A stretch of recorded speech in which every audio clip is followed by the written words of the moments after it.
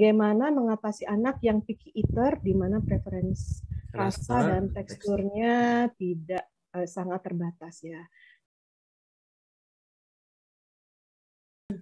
Assalamualaikum warahmatullahi wabarakatuh. Selamat sore untuk teman-teman yang ada di Indonesia. Selamat pagi untuk yang ada di Eropa. Soalnya nanti teman saya juga katanya mau hadir.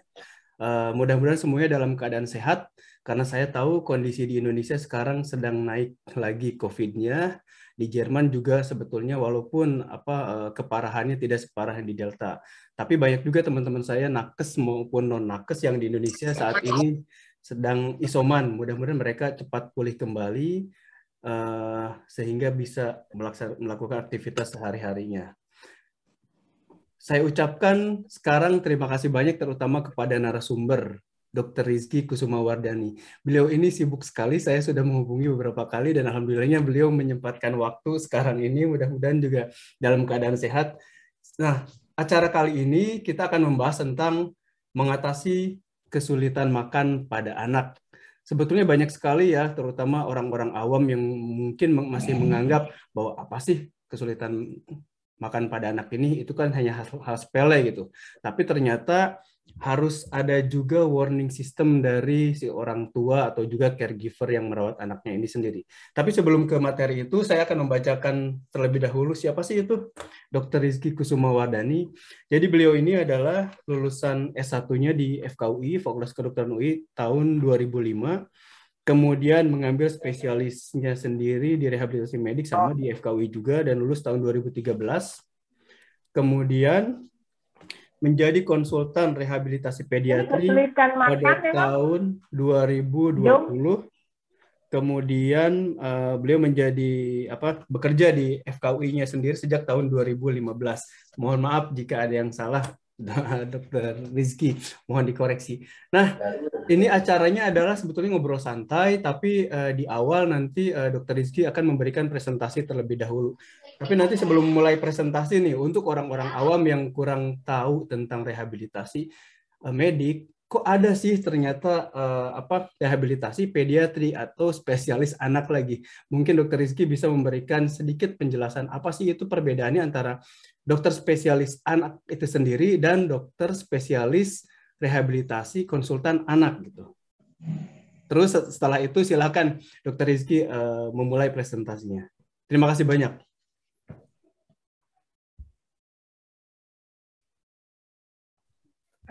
Terima kasih Mas Boya.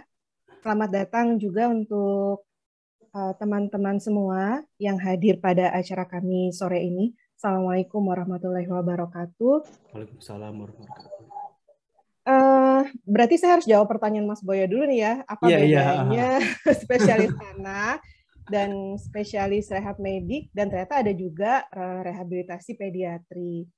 Nah, kalau mungkin semuanya sudah umum tahu tentang dokter anak, biasanya memang dokter anak memberikan tata laksana secara medis ya untuk gangguan medis ataupun penyakit-penyakit pada anak. Nah, kalau kami di sini, spesialis rehabilitasi medik itu biasanya memang lebih menekankan ke aspek gangguan fungsi yang terjadi. Misalnya gini Mas Boya, ada pasien hemofilia gitu ya, ada pasien hemofilia, pasti dokter anak akan berkutat tuh dengan semua obat-obatannya gitu tuh, memang udah ranahnya dokter anak. Nah, dokter rehab ngapain nih? Dokter rehab akan melihat, oh ternyata hemofilia ini yang terjadi sekarang perdarahan di lutut, dan itu menyebabkan anak sulit bergerak atau sulit berjalan, dan kita tidak pengen nantinya anak ini terjadi kontraktur kaku sendi sehingga nanti dia nggak bisa berjalan dengan baik. Nah, itu contohnya. Jadi kita akan melihat aspek fungsi berjalannya, atau kalau anak itu kan ada motorik kasar, ada motorik halus, kemudian kemampuan komunikasi, kemampuan personal sosial, kemampuan anak untuk bisa melakukan aktivitas sehari-hari, kemampuan makan menelan gitu ya, termasuk untuk nyeri. Nah, ini kita akan melihat aspek itu, dan memang kita melakukan terapi secara konservatif gitu. Nah, lebih banyak melakukan terapi secara konservatif, walaupun ada obat-obatan juga yang kita berikan, tapi lebih banyak secara konservatif.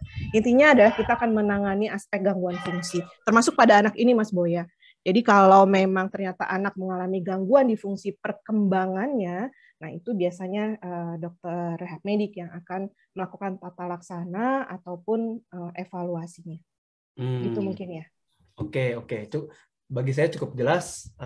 Jadi dan karena waktu juga mungkin sekarang Dokter Rizky bisa mulai presentasinya. Oh iya, nanti untuk yang ingin bertanya baik yang di Zoom maupun di YouTube, yang di Zoom terutama bisa raise hand dulu, nanti akan saya persilakan untuk open mic, atau kalau tidak mau open mic bisa nulis di kolom Zoom chat yang di YouTube, bisa ngetik, insya Allah nanti akan saya bacakan. Silakan Dokter Rizky, terima kasih banyak atas penjelasannya. Ya, baik.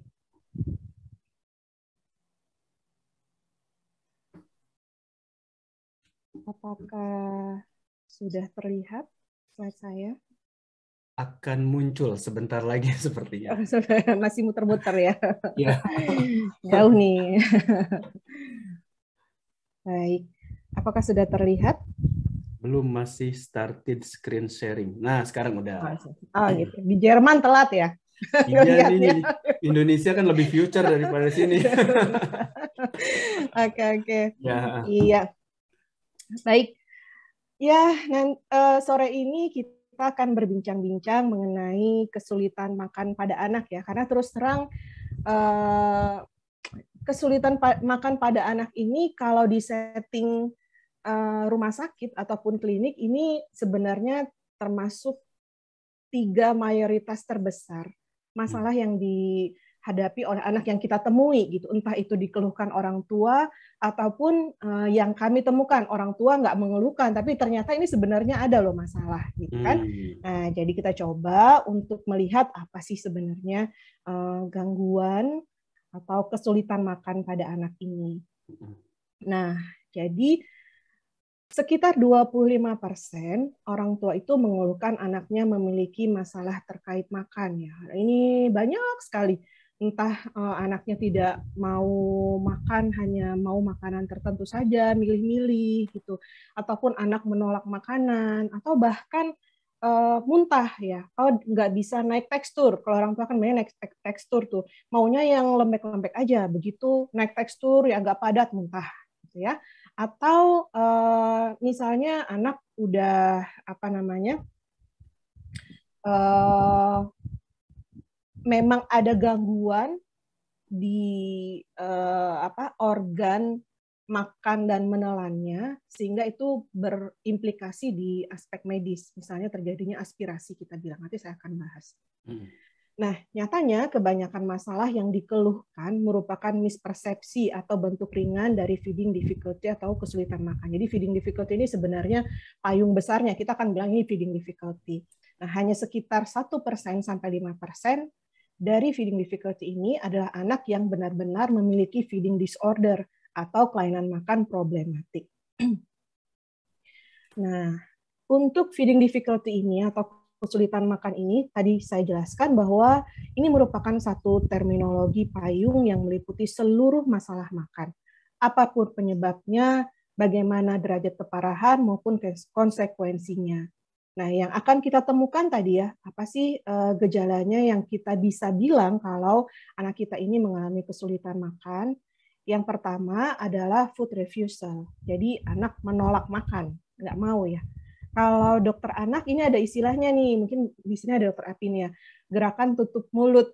Kalau di Indonesia ada gitu, Mas Boya gitu, GTM ya, gerakan tutup mulut, nggak mau dikasih makanan ya, di gambar ini nggak mau. Ya. Dan ini berlangsung lebih dari 1 bulan. Kemudian ada meal time yang disruptif dan stressful gitu ya. Jadi menurut anak dan orang tua bahkan, jadi yang stressfulnya bukan cuma anak sebenarnya. Kalau anak kesulitan makan bukan hanya anaknya aja yang stres, orang tuanya pasti stres. Kebayang ya, di setengah jam pertama itu orang tua harus bisa menahan emosi gitu ya, melihat anaknya seperti itu, dan anaknya juga dengan keadaan terpaksa harus mengikuti apa yang disodorkan oleh orang tuanya. Itu satu pengalaman yang tidak mengenakan baik bagi anak ataupun orang tua. Nah, kemudian tidak makan secara independen sesuai dengan usia ya. Sesuai dengan usia dalam artian mestinya anak punya milestone tingkat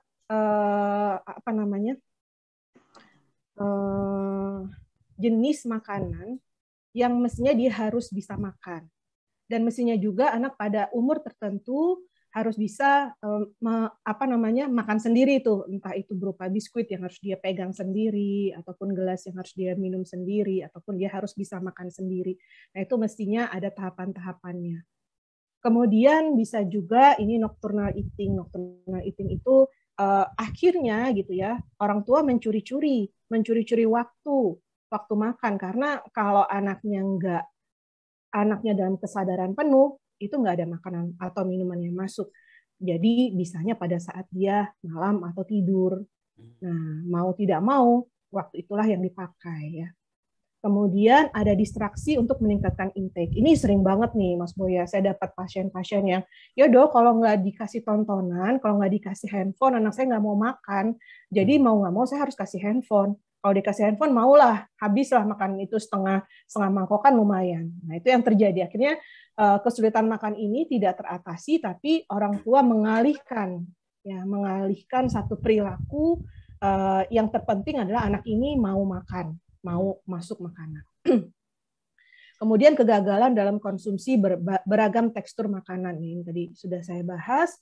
Kemudian makan dengan waktu yang lama, bisa dok, tapi 1 jam. Kadang-kadang bisa 2 jam. Kenapa? Anaknya biasa ngemut, lama, baru dia telan, gitu ya. Atau bukan hanya ngemut, proses di dalam makanan itu yang begitu hektik, itu membuat waktu makan ini juga lama. Jadi waktu makan ini juga sebenarnya adalah satu warning sendiri ya, mestinya tidak boleh lebih dari 30 menit. Termasuk ini menyusu ASI atau DOT terlalu lama atau prolong, ya ini yang kita harus lihat apakah itu berkaitan dengan disfungsi kemampuan oromotor anak ataupun ada sebab yang lain. Nah, ini adalah gejala-gejala yang mungkin akan kita bisa temui ya pada anak-anak dengan kesulitan makan. Nah, jadi kesulitan makan atau feeding disorder ini merupakan kondisi di mana anak mengalami kesulitan dalam mengkonsumsi berbagai makanan secara cukup, ya, termasuk akibat ketidakmampuan anak atau ketidakmauan ya untuk makan dan minum dalam jumlah yang cukup untuk memenuhi status nutrisinya, meskipun tersedia makanan yang cukup, caregiver yang kompeten, serta tidak ada penyakit organik penyerta. Jadi kalau ini tadi kita berbicara tentang kesulitan makan. Tapi kalau yang sudah terjadi gangguan makan apabila feeding disorder terjadi apabila ini mempengaruhi nutrisi anak gitu ya. Karena anak tidak mampu untuk mencukupi nutrisinya dalam jumlah yang cukup. Walaupun itu bukan disebabkan oleh penyakit organik. Tapi nanti kalau kita biarkan, feeding disorder ini kita biarkan, maka akan bisa timbul penyakit organik berkaitan dengan kemampuan dari struktur oromotor ataupun struktur yang lebih di bawahnya diakibatkan karena stimulasi yang tidak adekuat di masa-masa awal kehidupan anak. Nah, jadi ini feeding disorder ini dapat menyebabkan nantinya masalah organik, kemudian kebutuhan nutrisi yang tidak terpenuhi, maupun emosional, dan ini dapat mempengaruhi tumbuh kembang anak. Dan ini merupakan diagnosis formal terhadap kelainan makan yang patologis ya. Jadi kelainan makan yang patologis. Nah, untuk memenuhi kriteria dari gangguan makan atau feeding disorder, ini harus ada kriterianya. Yang pertama, terjadi penolakan persisten terhadap makanan yang berlangsung selama lebih dari 1 bulan ya. Jadi kalau baru sih enggak, misalnya anak habis sakit gitu ya, wajar lah dia nggak mau makan ya. Tapi kalau ternyata sakitnya udah nggak lagi, tapi ternyata kok dia tetap nggak mau makan lebih dari 1 bulan. Nah, ini kita lihat nih. Kemudian yang kedua, tidak adanya kelainan organik ataupun kurangnya respon terhadap pengobatan penyakit tertentu yang dapat menjelaskan kondisi. Jadi ini bukan karena penyakit organik, karena kalau penyakit organik ini nanti kita akan masukkan lagi ke kriteria disfagia. Jadi ada lagi namanya disfagia. Kemudian usia anak saat onset gejala kurang dari 2 tahun dan ada setidaknya 1 di antara 2 hal berikut ya. Perilaku makan patologis ataupun gagging atau muntah antisipatori. Jadi anak makanan belum masuk udah muntah. Saya juga punya pasien baru ngelihat orang makan aja bisa muntah gitu. Ya, jadi ini adalah perilaku patologis ya.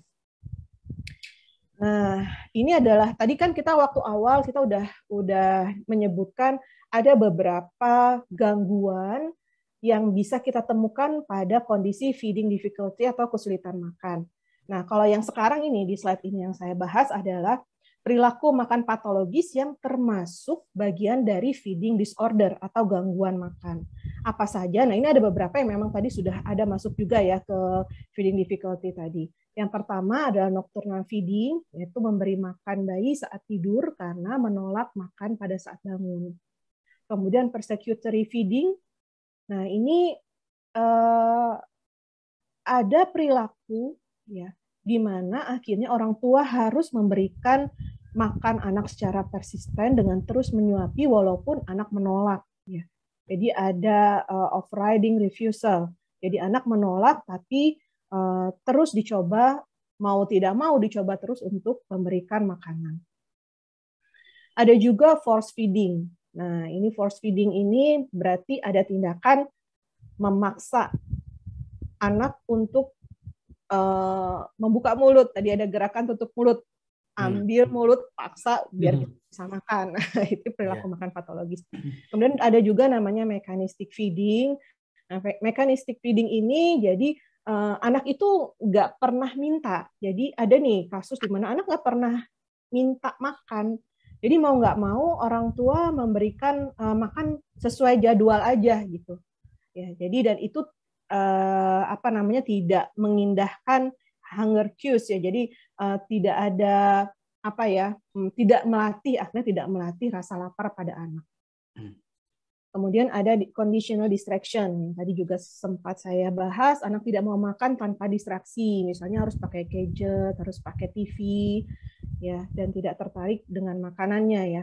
Ini kalau dengan distraksi seperti ini nanti bakal ada dua nih kelainannya. Pertama, gangguan makan, kedua nanti gangguan bicara. Kalau seperti ini nanti yang dipilih oleh orang tua. Nah, kemudian ada istilah lagi, picky eating, picky eater ya. Ini istilah lagi nih. Kalau picky eater tuh apa sih sebenarnya? Kalau picky eater itu artinya mengkonsumsi makanan dengan variabilitas yang inadekuat. Jadi jenisnya yang inadekuat. Nah,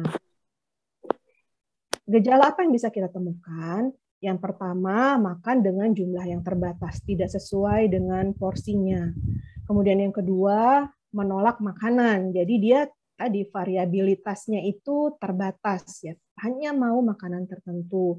Tidak mau mencoba makanan yang baru. Sulit untuk anak bisa mencoba makanan yang baru. Hanya mau beberapa makanan dengan rasa atau tekstur atau bau tertentu. Kemudian memilih minuman dibandingkan makanan, memilih yang gampang ya dibandingkan sesuatu yang perlu effort untuk prosesnya. Kemudian memiliki preferensi yang kuat terhadap makanan tertentu, kemudian preferensi snacking daripada meal. Jadi kalau mau dong, kalau kerupuk mau, tapi makan nggak mau. Ada pasien yang kerupuk mau tapi makan nggak mau. Kemudian preferensi makanan yang manis dan berlemak. Ini adalah beberapa ciri anak-anak dengan picky eater. Nah, kemudian ada juga istilah yang ini adalah istilah dikarenakan memang adanya gangguan organik. Memang ada gangguan organik, baik itu karena secara anatomi atau struktur yang bermasalah, atau sebenarnya anatomi strukturnya nggak bermasalah, tapi fungsi dari setiap bagian-bagian itu yang bermasalah.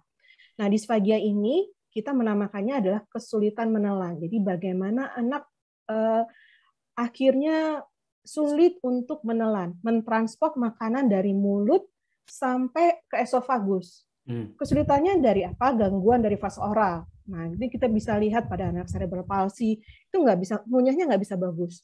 Jadi dia transport makanan dari mulut sampai ke faring itu terganggu. Gitu. Jadi kita harus pakai manuver-manuver tertentu untuk membantu transportnya. Kemudian gangguan fase faringeal nih. Kalau kita lihat di gambar ini ya, kalau di oral ini berarti semua yang ada di mulut kita yang bermasalah, lidahnya yang nggak bagus, fungsinya tadi anak-anak sipi bisa, ada tangtai juga bisa tuh Mas Boya, tangtai itu yang di lidahnya, frenulum lidahnya yang pendek sehingga lidahnya nggak bisa bergerak dengan baik, atau pada cleft palate sumbing itu juga biasanya ada gangguan di fase oral. Nah, kemudian bisa juga gangguannya di fase faring. Fase faring ini yang di paling belakang ya, memanjang di bagian belakang. Gangguannya bisa di mana? Di inisiasi fase menelan, kemudian gerakan faringeal, ataupun struktur yang ada di situ. Kita kenal, pokoknya ada strukturnya tuh ribet, ternyata ribet banget. Nah, penutupan esofageal epiglotis yang bermasalah, sehingga akhirnya makanan bukan masuk ke esofagus, ke saluran pencernaan, tapi masuknya justru ke depan. Ke depan ini saluran nafas. Itu bisa terjadi pada pasien disfagia. Atau memang ada gangguan di fase esofagial. Misalnya pasien-pasien dengan GERD, ada reflux. Jadi makanan itu jatuh ke bawah mestinya, tapi itu naik lagi ke atas. Itu bisa. Nah, ini namanya disfagia. Kalau ini memang ada gangguan organiknya ya. Nah, jadi kalau secara umum ya, kalau kita tadi bicara tentang feeding difficulties, ini sih sebenarnya yang saya rangkum dari apa yang saya amati. Walaupun ini belum semua mencakup contoh-contohnya. Yang pertama yang bisa menyebabkan masalah makan pada anak, yang pertama adalah bisa jadi gangguan persepsi. Gangguan persepsi. Jadi kalau misalnya kita ngelihat anak baru ngelihat makan aja, ngelihat orang makan muntah, atau makan masuk begitu makanan masuk ke lidah, tapi begitu nggak berapa lama dia mau masuk ke belakang dia muntahkan. Nah, ini bisa jadi karena gangguan persepsi. Artinya apa? Anak punya persepsi yang tidak baik terhadap makanan ataupun proses makannya. Dia ngerasa bahwa proses itu adalah sesuatu yang tidak mengenakan. Makanya dia akan memberikan satu reaksi, ya, reaksi yaitu tadi muntah, atau di persepsi dia tuh pokoknya makanan atau proses makan itu nggak enak. Nah, ini salah satu contohnya tadi ya, fear of feeding. Jadi dia takut untuk makan atau memulai proses makan. Terus yang kedua, bisa jadi karena gangguan proses sensori. Proses sensori itu kalau misalnya kita banyak nemuin anak yang tadi dia nggak bisa naik tekstur, ya, kemudian dia ada refusal, menolak, atau muntah pun bisa jadi karena proses sensoriknya. Nah, ini biasanya diakibatkan karena berhubungan dengan persepsi tadi, dan ini pengaruhnya terhadap proses sensorik yang ada di otak gitu ya. Ini tanpa ada kelainan ya pada struktur ataupun fungsinya. Kemudian yang ketiga adalah fungsi motorik. Fungsi motorik ini kalau kita lihat tadi adalah yang kita ngomong masalah organik, yaitu disfagia tadi. Apakah memang karena struktur ataupun fungsi dari masing-masing organ, baik di mulut, baik di tenggorokan kita, ataupun di kerongkongan kita yang bermasalah. Nah, ini biasanya memang akan didapatkan pada beberapa penyakit tertentu, misalnya pasien cerebral palsy, kemudian pada kasus GERD, kemudian pasien-pasien penyakit jantung, atau bayi-bayi prematur. Nah, ini bisa memang diakibatkan karena gangguan fungsi motorik. Jadi ada gangguan fungsi dan struktur di mulut, kemudian tenggorokan, dan saluran pencernaan bawah, ya, esofagus. Jadi secara garis besar sih seperti ini. Nah, kalau ini red flag ya. Jadi kalau kita menemukan ya, ternyata anak kita ada kesulitan makan dan disertai dengan red flag ini, maka ibu-ibu atau teman-teman harus segera mencari pertolongan medis. Dalam artian ini harus diperiksa ya. Pertama, kalau kesulitan menelan atau disfagia tadi yang saya jelaskan. Kedua adalah nyeri saat menelan, ini gejalanya. Kemudian yang ketiga, batuk dan tersedak berulang saat makan. Ini bisa menjadi salah satu ciri adanya aspirasi. Aspirasi itu artinya makanan masuknya ke depan, ke saluran nafas di depan. Mestinya kan dia di belakang, tapi dia masuknya ke depan. Nah, karena dia masuk ke depan, dia ada refleks batuk. Nah, ini harus hati-hati, ini red flag-nya.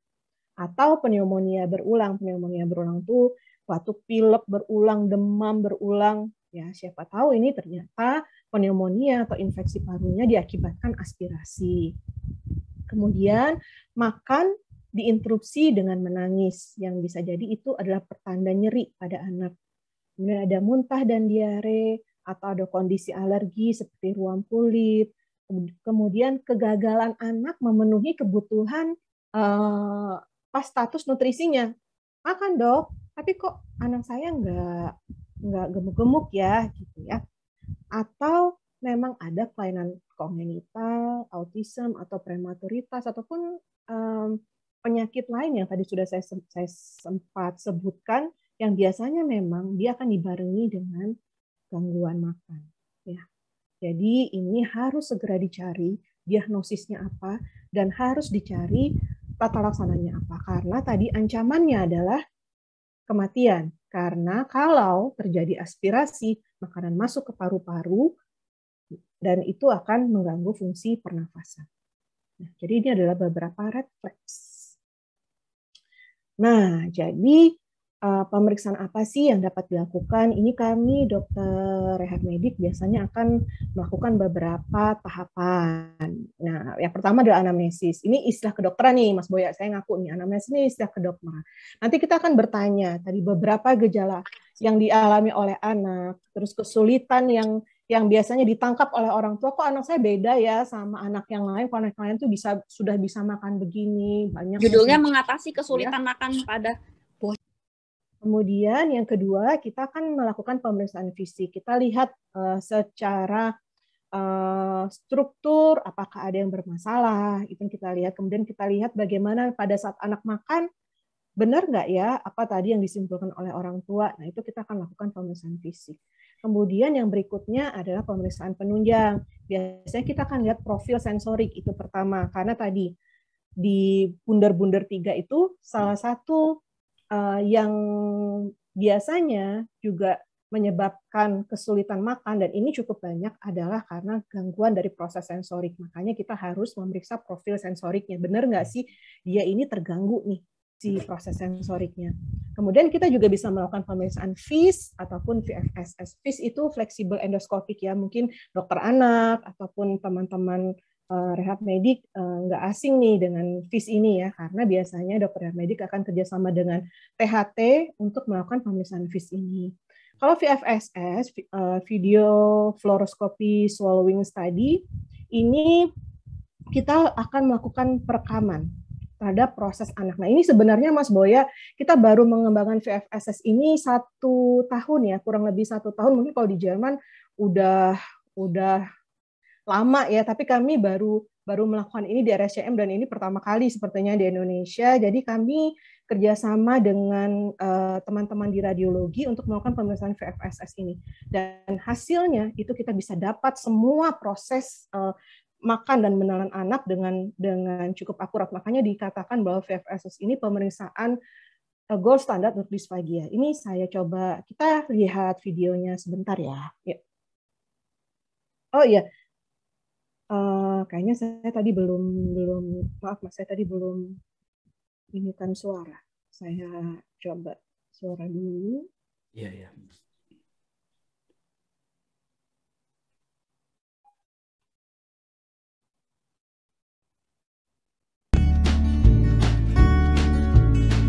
Ini biasanya teman-teman radiologi, ini ada anak yang pakai NGT ya, mungkin pakai selang. Nah, ini ada layar di samping ya untuk menangkap videonya proses makan dan menelan anak.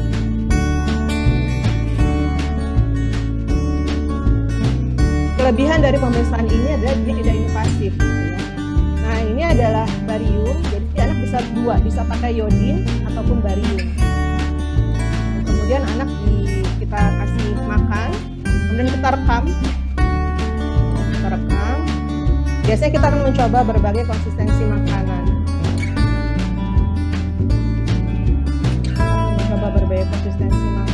Nah, ini kita di luar nih, akan melihat menilai apa yang terjadi pada saat makanan itu masuk dari mulut ya. Nah, ini kalau pada saat anak ini minum misalnya ngedot bayi ini, kita lihat bagaimana anak ke mulut, kemudian ke tenggorokan, dan kita lihat perjalanannya.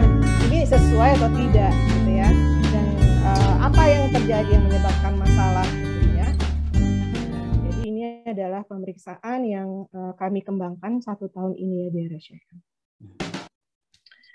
Oke, tadi sedikit ya gambaran-gambaran mengenai berbagai masalah lah pada anak. Nah, ini ada beberapa tips sebenarnya yang saya coba untuk kita sharing di sini, walaupun ini akan dipilih-pilih sesuai dengan masalah anak ya, kondisi benar. Yang pertama, menjaga batasan dan aturan yang sesuai saat makan ya, dalam artian ya kita makan memang kita mengajarkan satu proses lah gitu ya, bahwa makan itu kita ini ada makanan yang kita harus siapkan dulu, kemudian ada alat-alat makan, kemudian kita bisa mencium baunya, kemudian kita lihat bagaimana proses makan itu. Jadi kita ajarkan anak prosesnya sebenarnya. Jadi kita hindari semua bentuk distraksi. Apakah itu dengan handphone, gadget, TV, mainan gitu ya. Kalau mau kita bisa kasih anak alat-alat makan. Jadi kita kasih aja alat makan. Walaupun kita suapin tapi anak sambil mainan dengan piring ataupun sendok ataupun makanan yang dia mainkan, itu silahkan.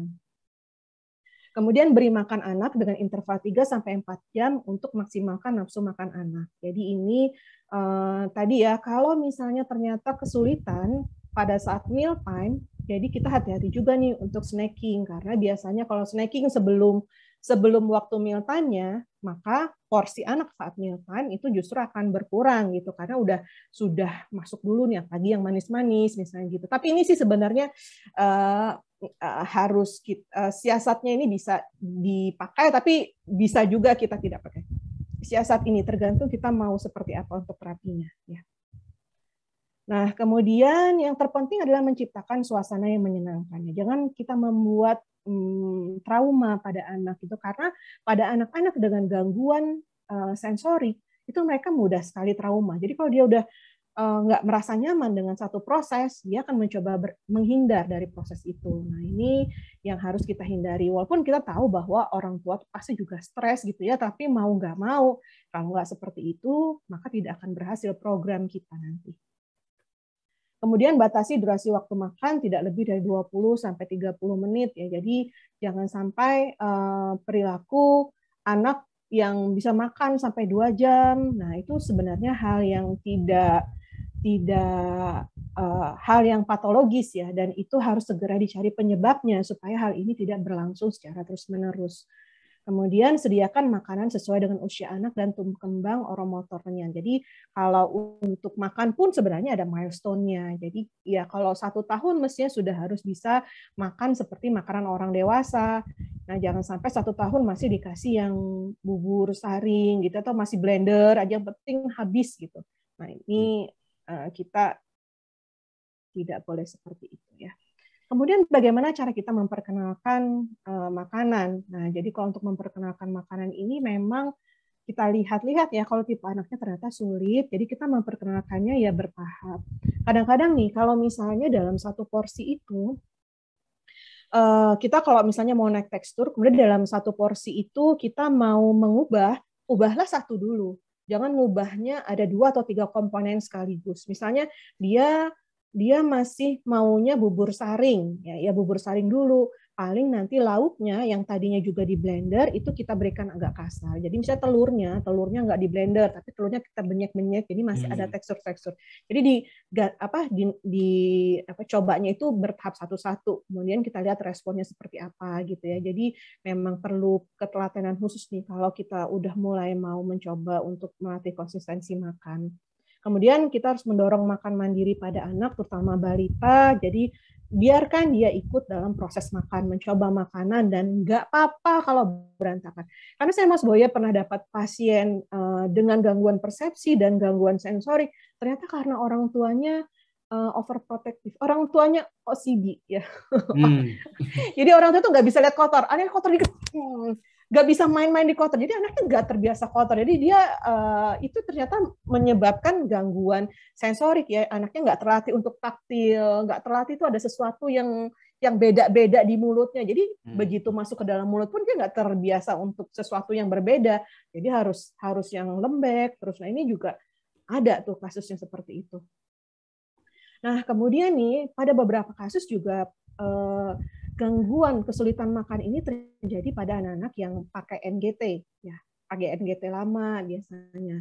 Nah ini saya sarankan sebenarnya agar gangguan makan ini tidak terjadi pada saat anak memang harus memakai NGT dan tidak ada masalah sebenarnya di daerah faring, dia tetap harus makan per oral. Dalam artian nggak masalah mau ngejar gizi pakai selang itu nggak masalah, tapi fungsinya fungsi makannya apa yang masih dia bisa itu tetap harus kita latih.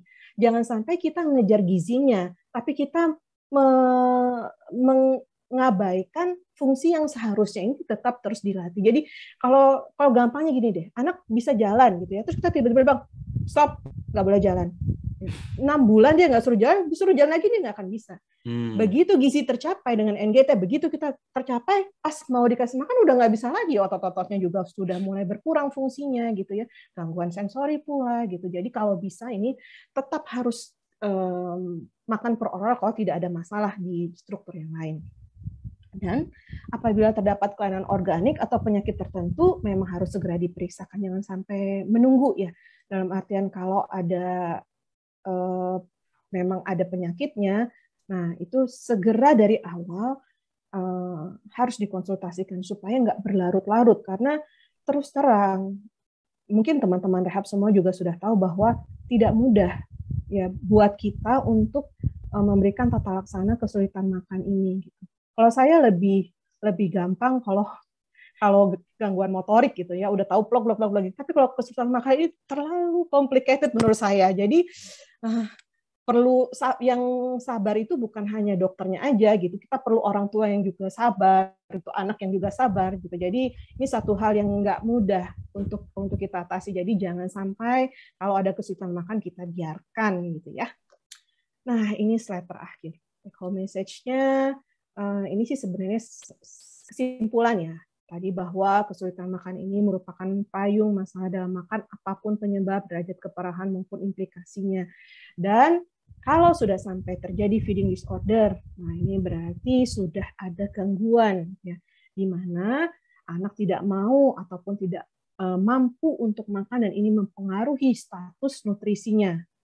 Ya, kalau picky eating tadi di mana kondisi di mana anak tidak mau mengkonsumsi makanan dengan variabilitas yang cukup. Dan jika terdapat gejala red flags pada anak dengan gangguan makan, kita harus segera memeriksakan anak kita. Baik, mungkin demikian sedikit dari saya, Mas Boya. Mudah-mudahan Mas Boya bingung ya. Wah ini terus terang Mbak Rizky, saya dapat ilmu banyak sekali ternyata. Ya banyak orang awam yang masih menyangka ini hanya masalah sepele, tapi ternyata dari sisi medis itu banyak sekali yang harus digali. Mulai dilihat apakah itu betulan ada penyakit tertentu atau hanya ada kondisi si anaknya sendiri. Dan bahkan ini dokter rehab ini memang selalu mengkaitkan dengan ICF ya. Kita bisa melihat dari environmental factor-nya juga, yaitu seperti orang tua dan lain-lain yang bisa mempengaruhi anak. Sebelum saya ini memberikan pertanyaan ke Mbak Rizky, ini ada pertanyaan dulu dari Dokter Natalia di Medan di Zoom chat. Tadi di akhir sudah ada take home message sebetulnya bagaimana membedakan feeding difficulty dengan feeding disorder. Ini udah dijawab tadi, tapi selanjutnya adalah bagaimana tata laksana feeding difficulty, apakah sama dengan feeding disorder? Dari Dokter Natalia di Medan. Yang lain jika ada ingin bertanya silakan raise hand dulu, nanti akan saya silahkan untuk open mic. Silakan yang ini dulu, Mbak Rizky. Ya, baik. Terima kasih Dokter Natalia atas pertanyaannya. Ya, untuk memberikan satu tata laksananya bisa sama, bisa juga berbeda antara tata laksana kita untuk feeding disorder ataupun tata laksana kalau ini hanya sekedar feeding difficulty aja ya, tidak sampai dia ke disorder, bisa jadi sama, bisa jadi berbeda. Intinya adalah kita terutama harus mendeteksi dulu penyebab anak ini kesulitan makannya karena apa. Tadi ya, apakah memang dia punya persepsi yang salah terhadap makan dan proses makanan dan proses makan. Yang kedua, apakah memang ada gangguan sensori?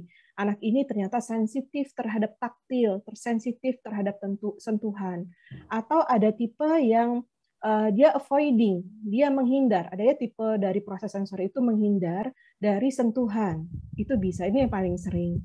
Atau dia memang hipersensitif terhadap bau, ada. Jadi kalau anak tuh kan makanan masih ada baunya ya, dan ternyata ada anak-anak yang sensitif terhadap itu, gitu. Atau nih setelah kita lihat persepsinya, kemudian kita lihat bagaimana apakah ada proses sensorik yang terganggu, kemudian kita lihat apakah memang ada gangguan di fungsi oromotornya. Nah ini kita bisa lihat pada saat anak makan, lihat aja, jangan-jangan dia ngemut. Ya, misalnya nih, pada anak ngemut, lama, nggak ditelan-telan, di mood aja, bisa jadi dua. Bisa jadi dia gangguan proses sensorik, ada namanya low registration. Low registration itu lemot. Jadi ambang sensorinya itu terlalu tinggi. Jadi dia tuh makanan harus ada di sini 5 menit, baru dia menyentuh ambang rangsangnya, baru dia telan. Kalau belum nyampe 5 menit, tuh si ambang rangsangnya ini belum ke tok, belum nyampe, dia diem aja. Nggak tergerak itu mulut, bisa jadi. Atau ternyata dia ngemut bukan karena gangguan proses sensorik. Dia sudah coba kunyah, tapi dia ada gangguan tonus ototnya ternyata lemah. Ya, hipotonus pada pasien-pasien hipotonus, otot tonusnya itu lemah. Jadi dia kalau mengunyah itu harus perlu waktu yang lama. Nah, ini pasti pendekatan dari masing-masing penyebab itu akan berbeda-beda. Apakah kita akan memberikan terapi sensori, apakah kita akan melatih dari kekuatan otot-otot rahang ataupun otot-otot lidah, ataupun kita justru akan memperbaiki persepsinya. Pada beberapa pasien saya akan melihat 3 faktor ini, karena jangan semata-mata langsung stimulasi oromotor, apa sih yang mau distimulasi, padahal dia ada gangguan sensorik. Boro-boro mau distimulasi nih mulutnya, kita masukin aja tangan kita ke dalam mulut, dia udah menolak. Sikat gigi aja nggak mau. Jadi perbaiki dulu sensori persepsinya, perbaiki dulu sensoriknya, baru kita bisa lanjut ke tata laksana berikutnya. Ini memang itu tadi saya bilang ya, agak complicated. Mungkin ya mudah-mudahan bisa menjawab ya, Dokter Natalia. Ini ada yang raise hand, Mifon. Silahkan Mifon open mic aja, walaupun udah nulis di Zoom chat, akan lebih baik jika langsung diutarakan secara orally. Mau saya bacakan apa mau open mic? Mifon, siapa ini Mifon ini namanya? Mungkin lupa ini mengganti ini ya. Ya, ganti nama. Oke, ini aja dibacakan saja ya. Sore Dokter Rizky, bagaimana mengatasi anak yang gampang muntah? Anak mau menelan tetapi bisa tiba-tiba muntah dan hanya beberapa makanan yang mau dimakan. Ya. Silakan. Iya, terima kasih atas pertanyaannya. Ini juga ada banyak kasus seperti ini ya. Jadi tadi harus kita apakan sesuai dengan penyebabnya apa. Apakah dia muntah karena gangguan persepsi? Kalau dia gangguan persepsi, perbaiki persepsinya. Dengan apa? Dengan memperkenalkan. Jadi kayak kita bikin, ya kayak gini deh. Kita perkenalkan mulai dari lembaran baru bahwa makanan itu adalah sesuatu yang baik-baik saja. Kemudian makanan itu memang ada variasinya. Kemudian kalau kita makan itu enak loh. Jadi bapak ibunya tuh kadang-kadang saya minta makan di depan anaknya, kemudian mengekspresikan apa yang mereka rasakan. Enak ya, baunya enak gitu. Jadi kita mencoba untuk mengajarkan, mengubah persepsi anak bahwa makanan ataupun proses makanan ini sesuatu yang tidak perlu ditakuti atau biasa-biasa saja, atau bahkan kita bisa menampilkan bahwa itu ada sesuatu yang menyenangkan. Ya, jadi kalau persepsinya udah kita ubah, kemudian kita lanjut ke sensoriknya. Nah, bisa jadi dia muntah karena ada bagian yang hipersensitif di daerah oral atau daerah mau menuju ke orofaring ya, oral kemudian ke faring, ada namanya itu adalah orofaringnya. Jadi begitu dia kena dengan sesuatu yang konsistensinya memang agak padat, langsung muntah. Dia mau ngunyah, tapi begitu udah nyampe belakang nggak bisa, dia muntahin lagi. Nah ini perlu tata laksana sensori ya, tata laksana sensori oromotor secara perlahan. Nah, ini tekniknya banyak nih. Kita bisa stimulasi dengan sensori taktil, kemudian dengan massage, kemudian kita bisa mencoba untuk memberikan beberapa rasa, kemudian kita juga bisa menstimulasi dengan konsistensi yang naiknya dikit-dikit banget gitu. Jadi itu satu proses.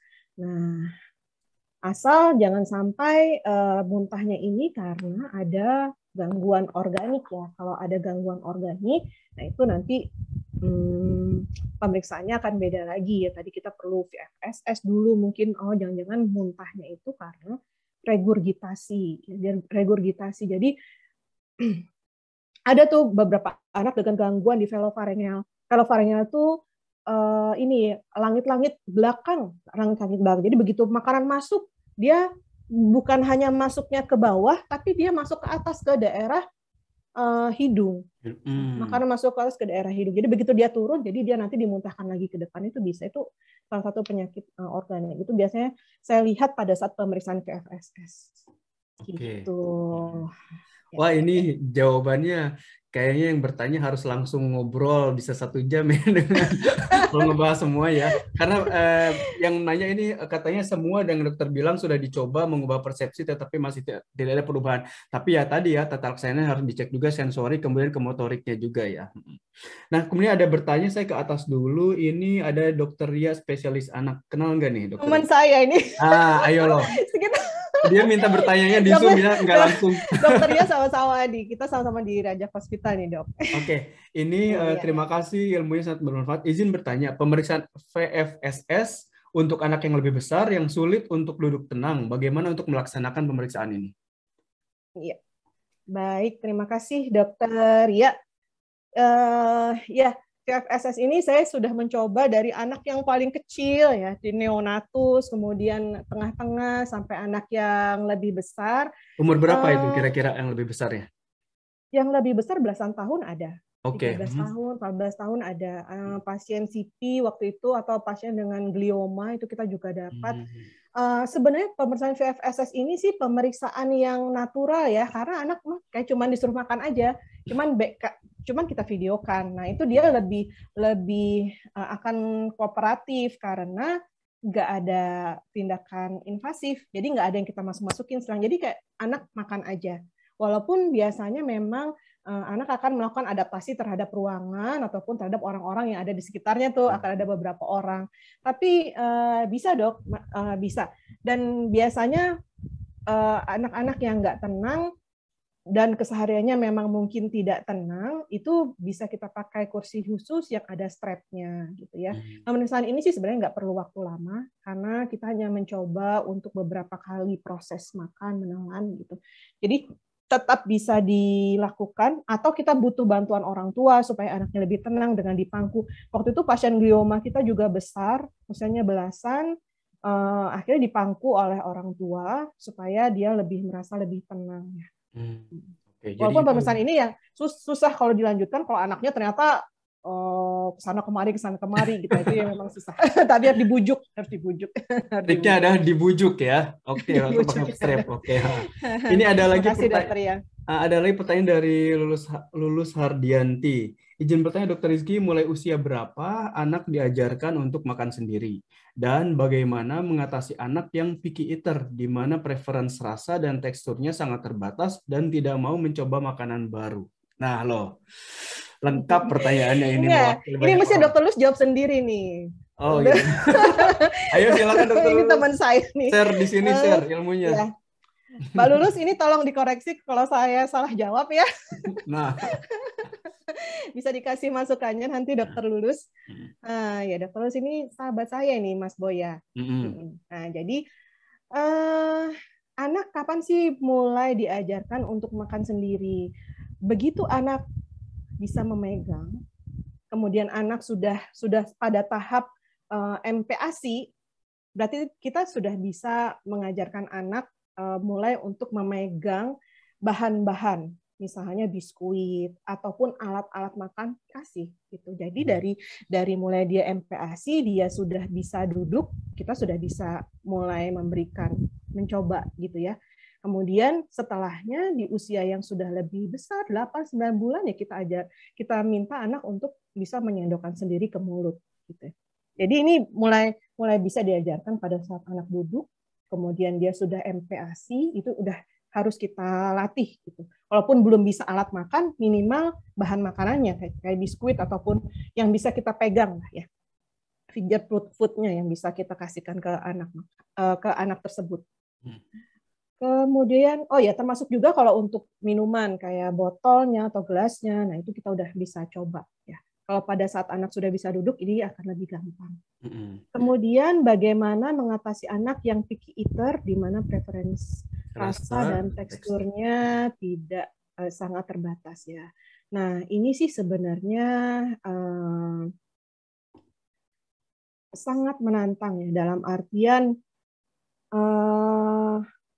pada beberapa kasus memang, jadi gini, kalau saya sendiri berprinsip bahwa nutrisi itu adalah yang utama, ya nutrisi itu pasti yang utama. Jadi kita gimana caranya kebutuhan nutrisi itu tetap tercapai. Nah kalau misalnya anak dengan picky eater ini sudah kita coba, ya, yang harus kita targetkan, mungkin kita nggak bisa targetkan dia seperti orang lain yang akhirnya mau untuk mencoba semua makanan, belum tentu bisa. Minimal ada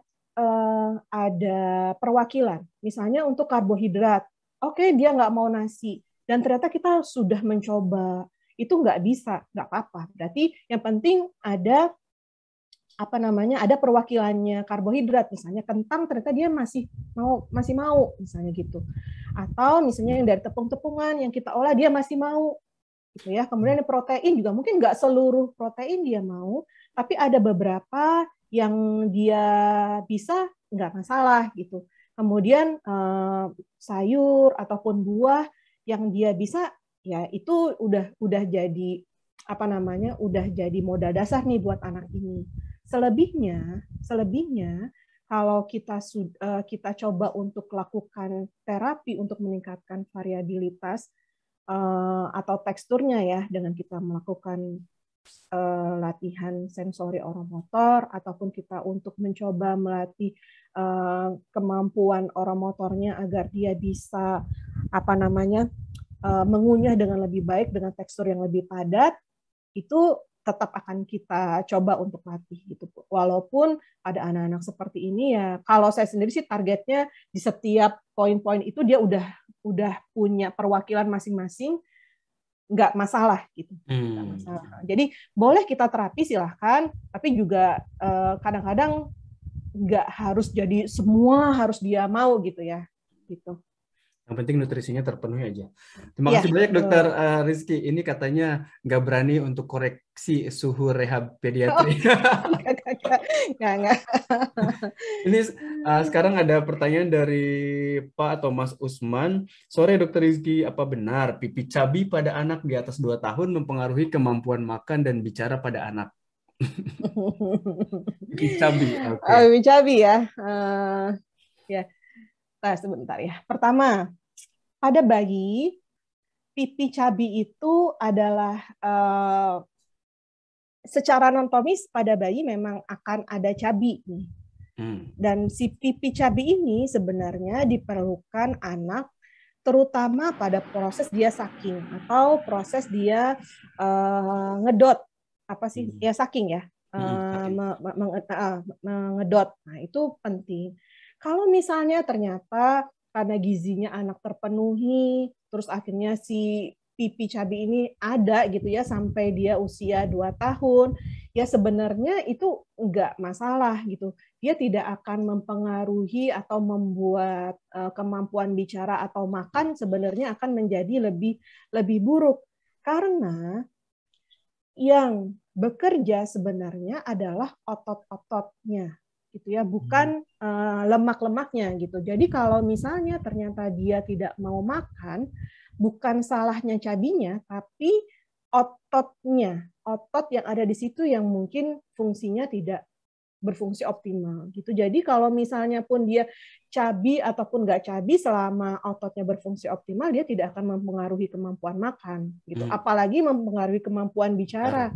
Nah, kalau bicara itu kita akan bahasnya panjang lagi nih. Apakah dia ada gangguan bahasa atau bicara? Bukan berarti anak nggak bisa memproduksi kata gara-gara pipinya cabi. Enggak, karena produksi kata itu adanya di otak. Atau misalnya anak artikulasinya nggak jelas, bukan karena sekedar pipinya, tapi kan lidahnya yang dia peletakannya kurang tepat. Nah, itu saya rasa sih sebenarnya nggak berpengaruh secara langsung ya. Tapi cabi ini diperlukan saat dia bayi aja. Kalaupun besar ada cabi, ya nggak akan berpengaruh secara langsung. Menurut saya sih seperti itu. Dan malah nambah bikin gemes ya kalau pada anak-anak sebetulnya. Terima kasih banyak Dokter Rizky. Ini ada pertanyaan lagi dan ini kayaknya nggak ada yang mau open mic ya. Kenapa pada malu-malu apa gimana? Saya harus baca semua. Bagaimana baiknya menghadapi anak yang picky eating? Apakah diberi makan sedikit tapi sering atau diberi sesuai jadwal makan saja? Dari Mas atau Pak Fahmi. Ya. Nah, apakah dengan kondisi seperti ini anak harus diberi makan sedikit tapi sering atau sesuai jadwal? Tergantung. Kalau ternyata ya kita bisa coba sih sebenarnya. Kan tadi intinya targetnya adalah pemenuhan nutrisi. Jadi kalau ternyata anak ini sebenarnya bisa makan, tapi dia porsinya nggak banyak. Nah itu kita bisa pakai metode sedikit tapi sering, nggak masalah. Jadi setiap jam kita kasih makan, karena memang dia bisanya sedikit, jadi sejam dia lapar, kita kasih lagi ya nggak masalah. Gitu. Sedikit tapi sering. Atau kalau misalnya kita beri sesuai dengan jadwal makannya juga nggak masalah sih. Kalau ternyata dia laparnya itu memang di pas jam makan gitu ya, kita berikan sesuai dengan jadwal jam makan gitu. Jadi kalau saya sendiri sih tergantung dari kemampuan anak seperti apa. Kalau ternyata sedikit tapi sering itu berhasil dan nutrisinya terpenuhi, saya akan pakai itu. Gitu. Tapi kalau misalnya bisa dengan sesuai jadwal, walaupun dengan jumlah yang cukup, walaupun variabilitasnya ternyata tidak terlalu banyak, nggak masalah. Gitu. Jadi tetap bisa dipakai dua-duanya gitu ya. Ini kadang-kadang memang kita coba-coba. Jadi kita coba-coba ini anaknya bisanya yang mana ya gitu, sedikit tapi sering, atau kita jadwalkan karena dia mampu sih, sebanyak itu mampu. Ini boleh dua-duanya. Mudah-mudahan terima kasih banyak Dokter Rizky, ini mudah jawabannya memuaskan. Saya kira memang cukup orang tua atau caregiver-nya harus cukup fleksibel yang mana cocok untuk anak ujung-ujungnya ya. Sekarang ada lagi pertanyaannya dari Ibu Laksmi. Mungkin Ibu Laksmi bisa open mic soalnya lumayan panjang supaya nanti Dokter Rizky-nya juga lebih mudah memahami kasus yang terjadi. Gimana Ibu Laksmi mau? Oh, oke, open mic tapi saya nggak bisa open video. Iya nggak apa-apa, silakan. Baik dok, sore dok. Ya, ini sekalian konsultasi berarti ya nih. Jadi gini dok, anak saya kan 3,5 tahun, itu speech delay, sudah menjalani terapi.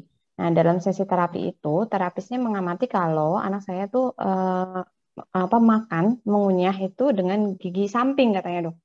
Gigi samping tuh mungkin yang dimaksud saya nggak tahu ya, gigi yang geraham yang mana gitu dok. Bukan pakai gigi belakang gitu katanya. Nah, tapi selama ini kan karena nggak pernah ada keluhan berat badan dan tinggi badan gitu, jadi nggak pernah concern ke situ gitu dok. Jadi pertanyaan saya tuh gimana sebenarnya sih proses mengunyah yang benar tuh kayak gimana? Karena kalau pas saya lihat sendiri itu kayaknya nggak bisa bedakan gitu dok. Nah, terus bagaimana caranya supaya bisa melatih, supaya bisa menunjang terapi bicaranya juga gitu kan? Waktu itu tuh kondisinya adalah kebetulan gitu, jadi dia pas lagi sesi terapi, dia lagi masih menyelesaikan makannya. Jadi si terapisnya itu tuh lihat gitu, loh kok makannya gitu dok. Itu sih pertanyaannya dok. Terima kasih. Baik. Saya langsung jawab, Mas Boy. Silakan. Ya. Makasih Ibu Laksmi.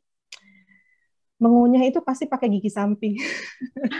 Kita ngunyah itu pakai gigi geraham ya. Saya nggak tahu nih gigi samping atau gigi depan ya maksudnya. Kalau menggigit itu kita pakai gigi depan. Tapi kalau kita ngunyah pasti pakai gigi geraham. Gigi geraham itu adanya di samping. Dan saya tidak yakin apakah anak 3,5 tahun itu punya gigi geraham belakang. Ya kan molar kita, gigi molar kita kan ada yang awal, kemudian nanti yang belakang ini tumbuh nanti kalau dia udah lebih besar ya. Nah, saya rasa selama dia memang pakai gigi gerahamnya untuk mengunyah, itu nggak masalah gitu. Dan yang penting bukan ngunyahnya di depan ya, bukan kan ada tuh anak yang gigit terus dia ngunyah-ngunyahnya di depan, dia nggak bawa makanan itu ke samping. Nah, itu yang bermasalah gitu. Kalau misalnya Bu Laksmi mau tahu gimana anaknya bener ngunyahnya apa enggak, beli biskuit Pocky atau nyam-nyam, tahu kan ya? Pocky atau nyam-nyam panjang. Yang panjang ya. Di Jerman ada nggak Mas Boya? Kayaknya nggak ada, harus diimpor nih dari Indonesia. Ini makanan orang Indonesia nih Mas. Jadi biskuit panjang ya, biskuit panjang. Taruh aja di gigi geraham. Jadi jangan taruh depan, taruh gigi geraham. Selama anaknya Bu Laksmi bisa ngunyah sampai itu habis, normal berarti. Tapi kalau dia nggak bisa, dia masukkan ke depan, berarti nggak normal karena dia harus menggigit dan mengunyahnya di depan.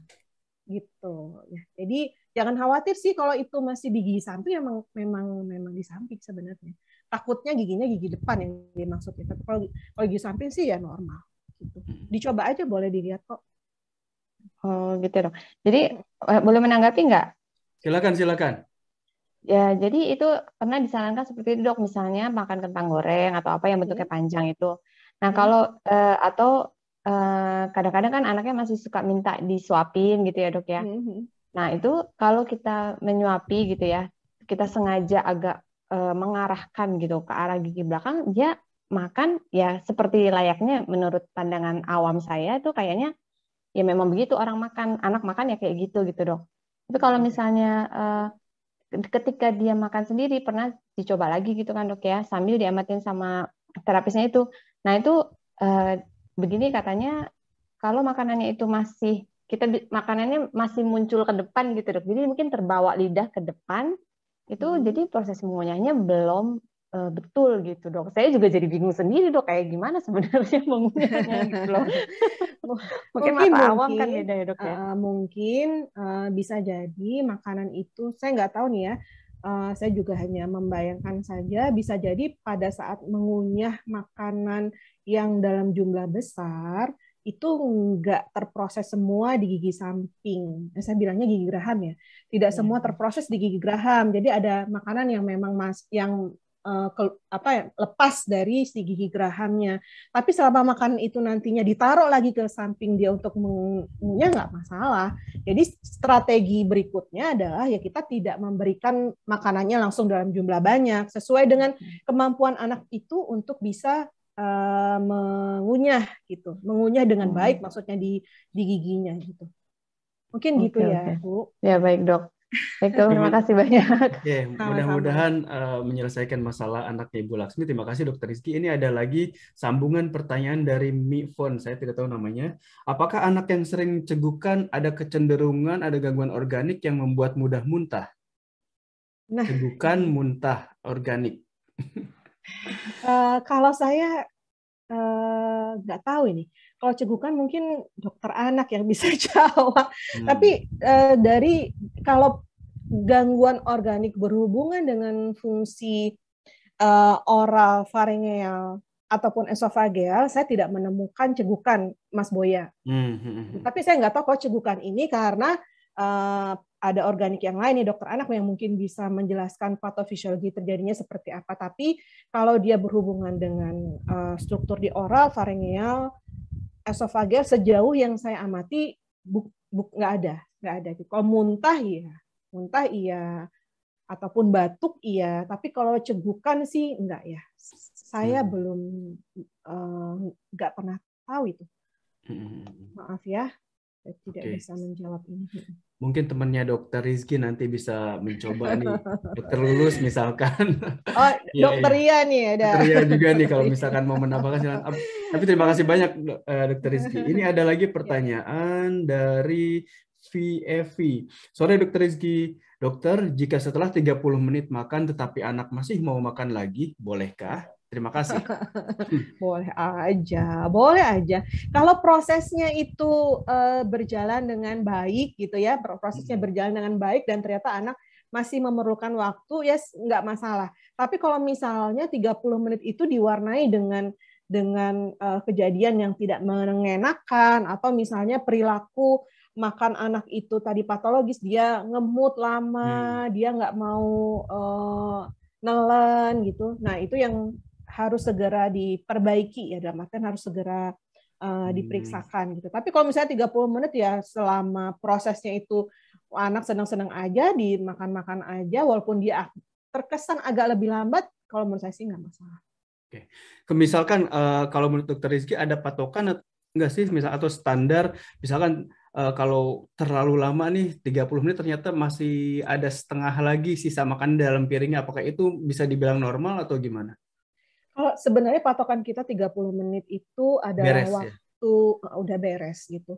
Karena kan kalau udah 30 menit juga makanan udah nggak enak ya Mas Boya, dalam artian tidak lezat lagi dan itu nggak akan membuat anak merasa tidak nyaman dengan makanan yang sudah terdiam selama 30 menit. Kalau bubur mungkin buburnya sudah sedikit lebih cair gitu. Jadi kita bisa pakai metode, oh ternyata kalau misalnya dia sekali makan cuma bisa setengah mangkuk, berarti kita bisa pakai metode yang tadi ditanya sama Pak Usman.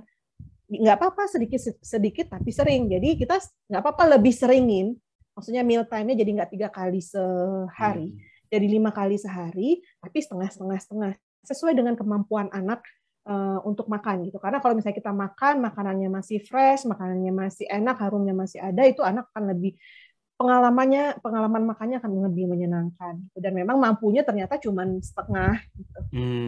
Oke. Atau mungkin memang porsinya terlalu banyak orang tuanya ininya nih. Jadi harus diperhatikan juga ya. Oke, ini saya sebelum baca di Zoom chat, ada di YouTube ada yang nanya, Ibu Nunung, Assalamualaikum, mau tanya, jika ada istilah picky eater, itu judging nggak ke anak-anaknya katanya. Mungkin nanti anaknya merasa, aduh gue nih, walaupun anak-anak nggak gitu ya. Gimana Dokter Rizky, silakan. Ya, picky eater nih, tadi semua istilah-istilah itu sih sebenarnya adalah diagnosis ya yang membantu seorang dokter untuk menentukan strateginya apa, mengetahui keadaannya apa dan strateginya apa, dan orang tua harus perlu tahu juga gitu. Tapi bukan berarti kita ini ya,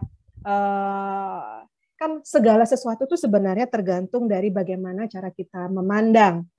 Kalau misalnya kita mendapatkan anak kita memang benar picky eater, itu bukan berarti bahwa negatifnya, waduh dia bakal begini terus nih, terus gimana.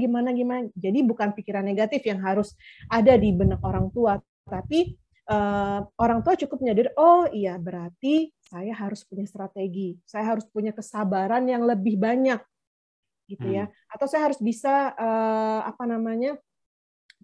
punya strategi lain supaya saya bisa membantu anak saya keluar dari permasalahan itu. Itu kan yang kita inginkan. Jadi jangan sampai diagnosis tadi itu sesuatu yang melekat, kemudian itu menjadi hal yang justru membuat pikiran orang tua negatif. Karena itu akan dirasakan oleh anak loh. Anak akan merasakan apa sih yang difikirkan orang tua.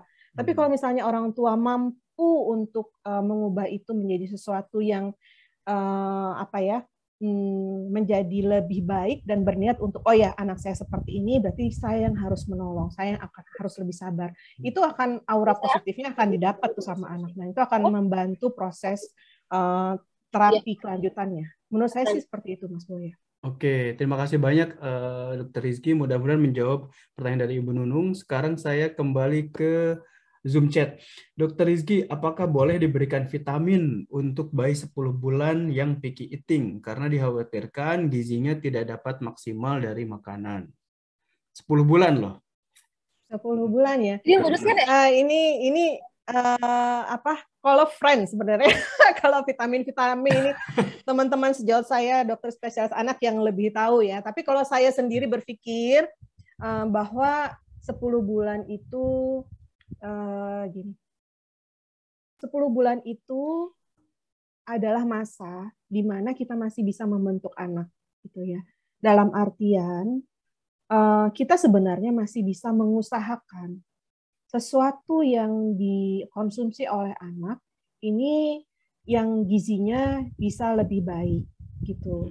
Nah, kalau ternyata dari dokter gizi, ada dokter anak gizi metabolik misalnya, memang memandang bahwa kecukupan gizi atau nutrisinya kurang, biasanya ya diberikan vitamin-vitamin. Tapi itu terus terang ranahnya spesialis anak ini, Mas Boya. Kalau saya belum bisa nggak bisa menjawab tuh. Kalau friend. Jadi nanti Ibu boleh konsultasi ke dokter anak. Ya.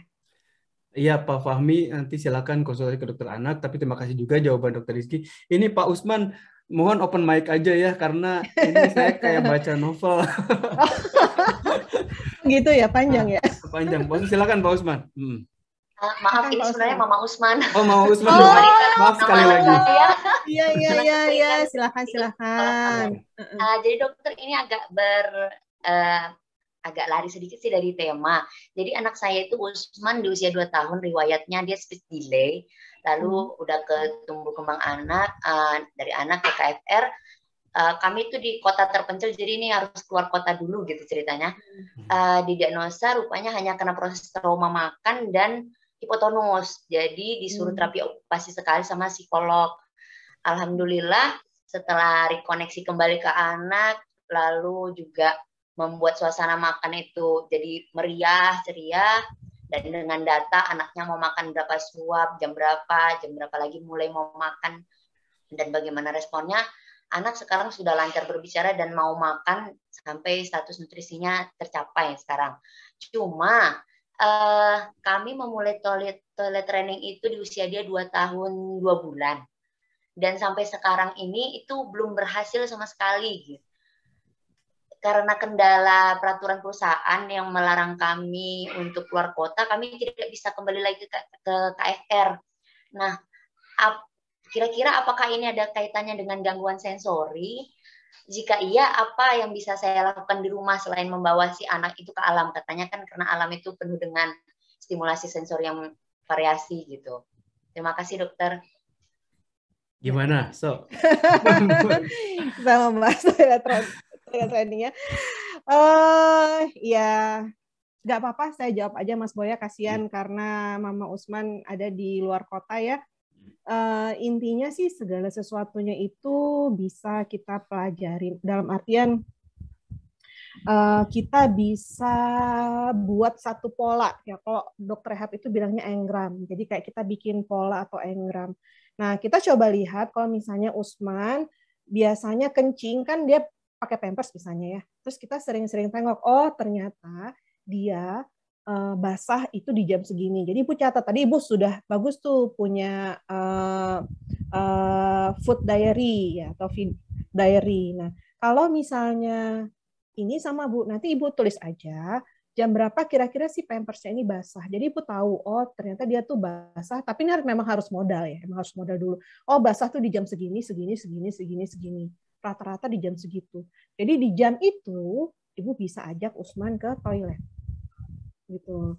Terserah kalau dia memang nggak mau kencing dulu nggak masalah, nanti tinggal dibasahin, kita stimulasi dengan air, kita basahin, nanti pakaikan lagi pampersnya, kemudian atau nggak usah dipakai pampers juga boleh, nanti setelah jam yang berikutnya lagi kita ajak lagi dia ke toilet. Jadi kita rutinkan bahwa mestinya di jam yang dia sering buang air kecil, nah di jam itu kita bawa Usman ke toilet gitu. Mungkin itu bisa salah satu cara untuk mengadaptasi atau mengajarkan pola ke Usman kalau dia itu bisa di toilet gitu dan dia bisa kencing di situ gitu.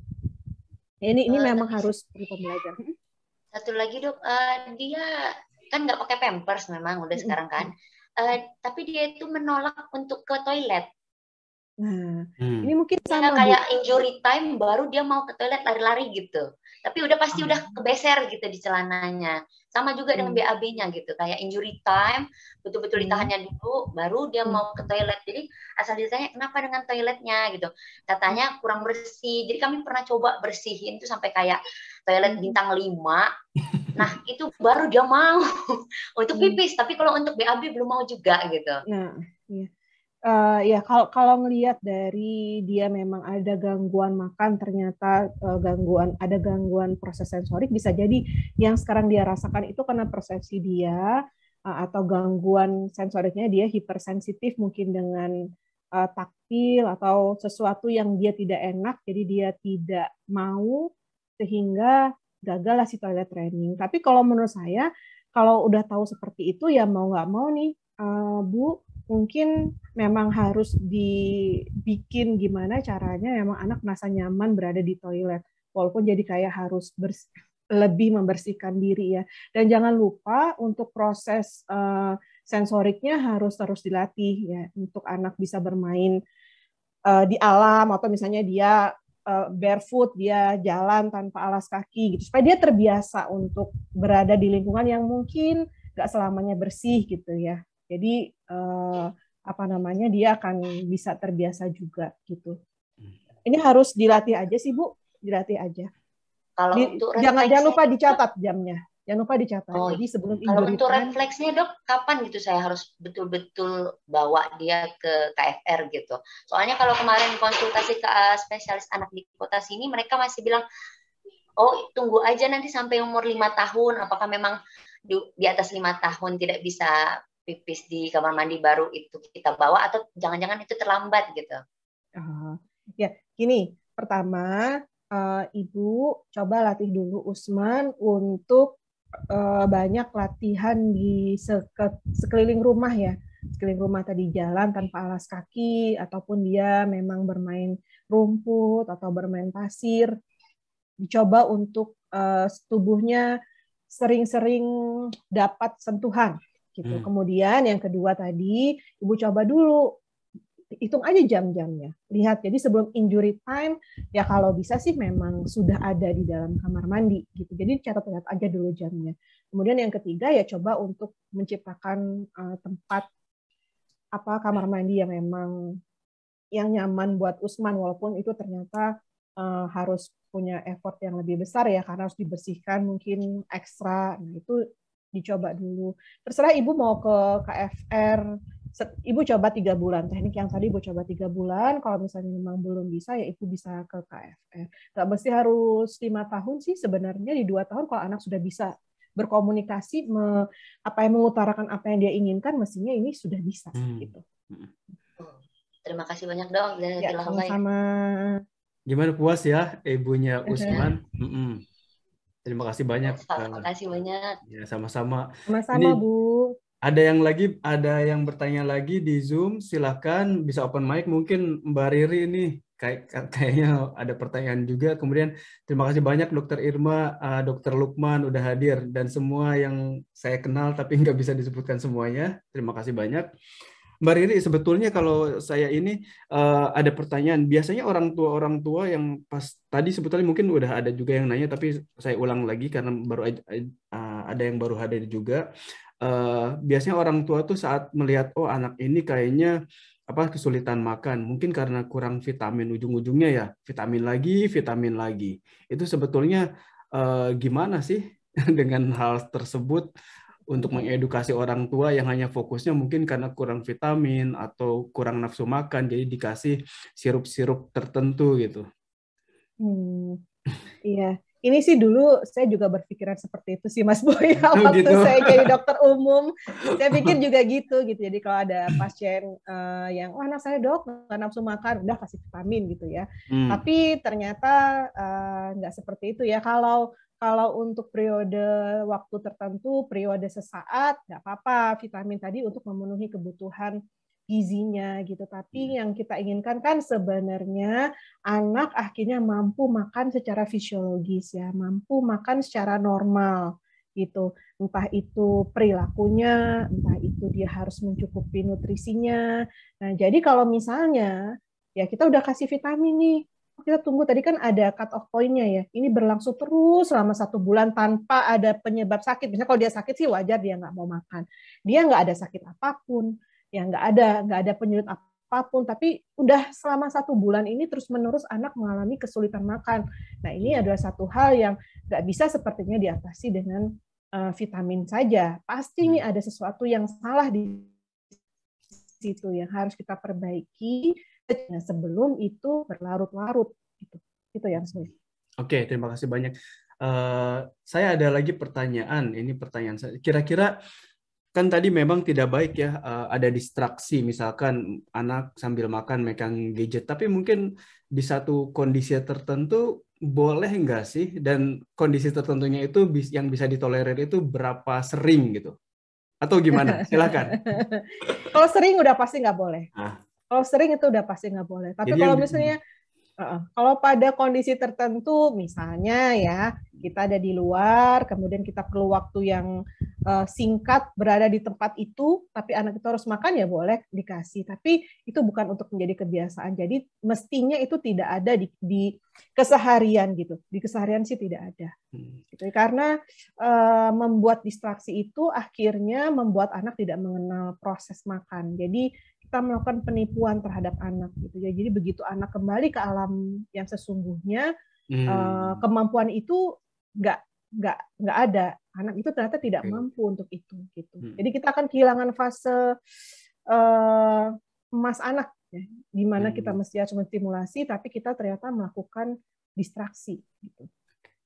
Mestinya nggak ada, Mas Boya. Oke, satu lagi, bisa nggak nih distimulasinya misalkan makan bareng dengan anak-anak yang lain? Biasanya kalau di kampung-kampung tuh tiap sore gitu ada. Bisa, gimana? Bisa.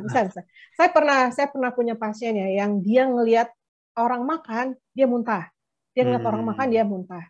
Nah, jadi saya minta sekolah waktu itu disekolahkan, tapi dia bukan, dia disekolahkan. Nah, saya minta untuk ikut pada saat makan siang bersama teman-temannya. Nah, jadi pada saat pertama dia makan siang bersama teman-temannya, dia adanya di pojok. Dia nggak mau tuh di tengah-tengah meja, dia adanya di pojok sama ibunya. Tapi dia ada di ruangan itu. Jadi, strategi yang pertama adalah berada dalam satu tempat. Nggak mesti berdekatan. Berada dalam satu tempat. Karena anak yang sensitif, ya, dia yang ngelihat aja muntah, itu kalau dideketin dia ngerasa nggak nyaman dan mungkin akan muntah di situ. Itu kan akan menjadi satu trauma sendiri pada anak. Dia kan lebih nggak mau. Jadi dia di ujung selama beberapa hari. Kemudian dia berada di tempat yang lebih dekat. Walaupun mungkin dia tidak akan makan sebanyak yang orang-orang makan, nggak masalah. Dan itu harus diapresiasi oleh orang tuanya. Gitu bahwa oh iya ada pintar, udah ada di ruangan itu dengan makanan sedikit nggak masalah. Berikutnya, kita akan melihat terus respon anak. Apakah anak sudah merubah persepsinya bahwa ternyata semua orang nih, anak-anak yang sebaya dia itu makan loh. Dan orang makan tuh ternyata enak-enak aja. Nggak ada yang perlu ditakutkan. Nggak ada yang perlu, nggak ada tuh sampai muntah-muntah kayak dia misalnya gitu. Nah, itu kan jadi kayak mengubah persepsi. Jadi saya memang akan meminta orang tua untuk kita kasih anak ini memang harus melihat teman-teman sebayanya bareng-bareng supaya salah satunya adalah mengubah persepsinya dia gitu, karena biasanya gangguan persepsi itu yang menjadi awal yang bikin itu terjadilah gangguan makannya gitu. Oke.